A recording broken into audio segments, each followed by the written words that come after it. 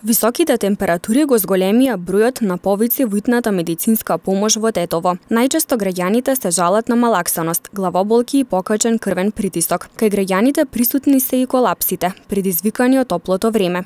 Повозрастните граѓани пак се најкритичната група кога станува збор за последиците од горештините. Поради зголемените температури, последниве денови евидентно е зголемување на бројот на прегледи на пациенти, бројот на повици.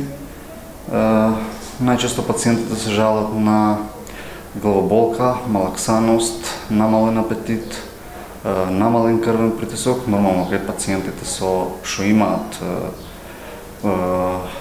проблеми со крвниот притисок. Најчесто повици имаме за пациенти кои што се на возраст, да речеме, над 60 години. Пациенти што се на хронична терапија,